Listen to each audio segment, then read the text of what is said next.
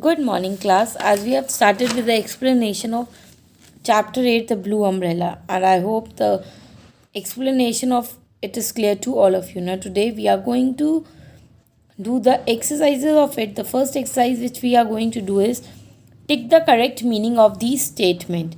First one, dark forest and lonely hilltops held no terrors for her. In this, we have been given three options. You have to put a tick on the correct one.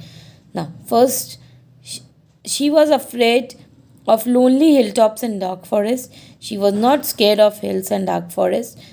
C1 is she was fond of dark forest and hills. So, the correct answer for this is B1.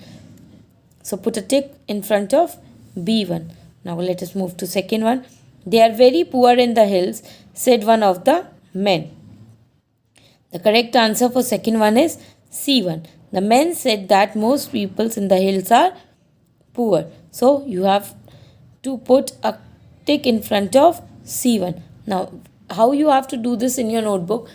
You have to note all the three options in your copy and then you have to put a tick in front of the correct one. You have to do like this. Now, let us move to third one.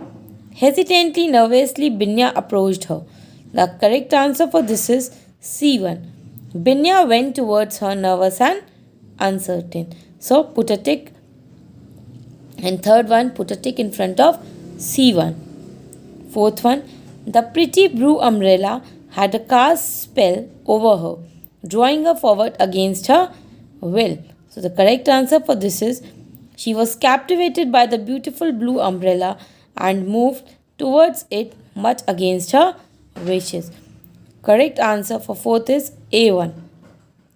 Also put a tick in front of A1. Now let us move to fifth one. How silly she is, exclaimed the young woman. What did the young woman mean? Binya was correct answer for fifth is C1. Now, C1 is Binya was foolish as she was not taking the money offered for her pendant. So put a tick in front of C1. Now, first one, put a tick in front of B1. Second one, put a tick in front of C1. Third one, put a tick in front of C1. Fourth one, put a tick in front of A1. Fifth one, again you have to put a tick in front of C1. After doing this exercise, you have to do this thing in your read these sentences and answer the questions with reference to context. First of all, what you all are going to do is you have to write this line. First line is, it didn't seem to bother them that Binya could hear and understand everything they said about her. You have to write this line using black pen in your notebook.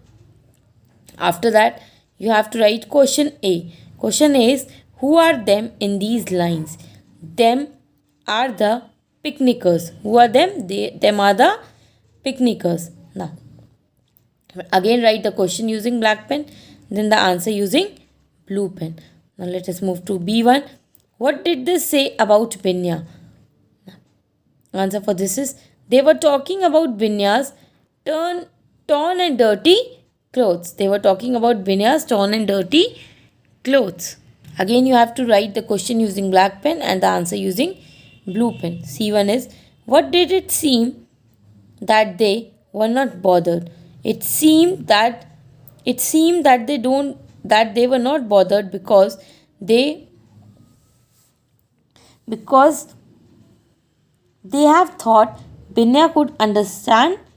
They have not thought that Binya could understand anything. Now, as you have completed the first reference to context, now let us move to second one. Buy hers then, give her 2 or 3 rupees. She was sure to need the money. Again, you have to write this line and then you have to do the question answer. Who said these words and to whom? The wife said these words to her husband. Now, again write question A using black pen and the answer using blue pen.